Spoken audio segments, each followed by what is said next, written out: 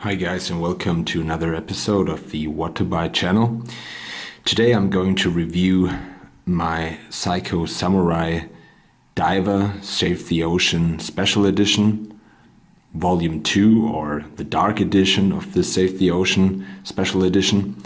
But first I want to explain to you why I'm not presenting the Marc & Sons, which I announced in the last video.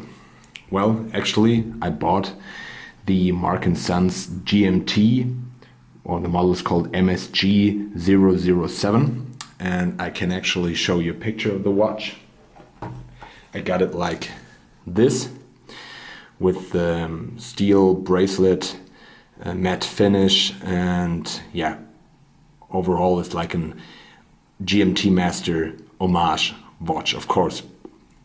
Just a few words. I really like this watch. It has a somehow individual hand set, those like sword hands instead of the Mercedes hands, and the feel of the watch was actually pretty nice. It had like a ceramic inlay, and the overall finish was good. There was only a minor flaw, in my opinion. This was the clasp. The clasp looks very Rolex-like, but it was simply too sharp on the edges. And it was also too high, so it wouldn't really slip under my shirt cuff. This is why I had to send it back.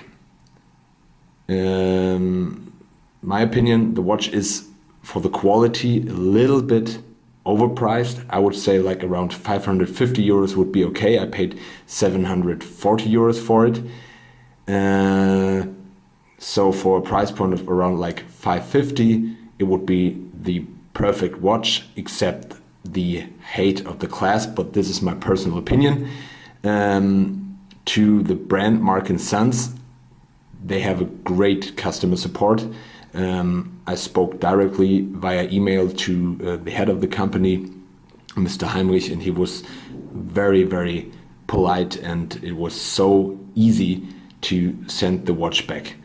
So I really enjoyed the customer support, and I think if you're looking for a nice watch to start with, you definitely should take a look at the Marc & Sons watches. So when I sent the Marc & Sons back, I ended up with the Breitling Colt GMT. I bought it used. It was produced in 2006, and overall it's a great watch. The bracelet, the Professional 2 bracelet, is just, the quality is stunning, and it wears like nothing else. It's so comfortable to wear with this special mechanism, how those links are put together. Great watch, nice style. Why did I send it back? It was too small.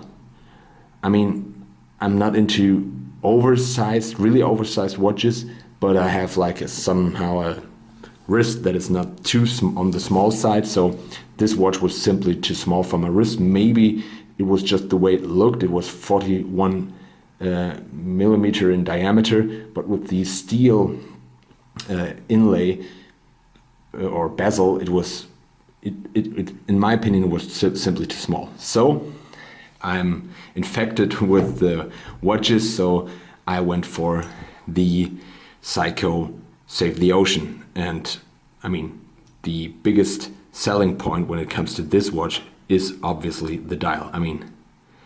Just look at it, how it shines, very nicely done. The watch overall, the finish, the bracelet. I had the Black Series chronograph. I also have a review in my channel. The bracelet is just very good. It's a quality rubber, and Seiko produces, in my opinion, very high quality watches for the price point. If we want to go to the specs, it has a diameter of 43.8 millimeters and a thickness of 12.8, which isn't too high, and it wears much thinner. So if I put it on my wrist,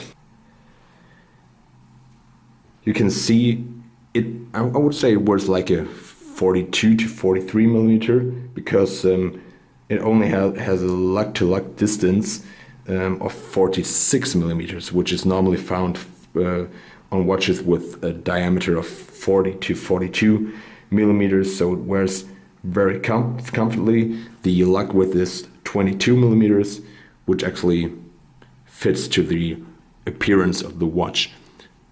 The bezel has a solid 120 clicks. It's not wobbling at all, it's very nicely done. And it has a date window, which is pretty practical. And yeah, the clasp is nicely done. Also the bracelet or strap keeper, very nice with this Seiko engraving, and the case back is like regular steel, while the rest of the case is somehow iron plated or like has a gunmetal finish.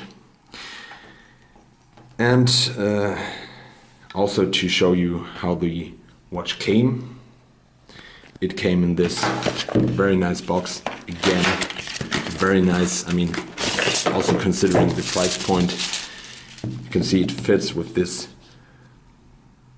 blue to the appearance of the watch. Then you have Prospex, Save the Ocean. Yeah, I mean, the presentation for a watch at this price point, the retail price, the official is 490 euros, is just exceptional. And you can get this watch for around 400 euros. I got it for 387, which is in my opinion a real bargain. So I can highly recommend this Seiko. And I have a new announcement to make. I put the trigger and bought a new watch, and the new watch is going to be another diver. It's going to be the Tudor Black Bay, the black dial or black bezel version with the gold handset. And hopefully it's coming next week, so stay tuned for another review. And if you liked this video, please give me a thumbs up, and maybe stay close to my channel.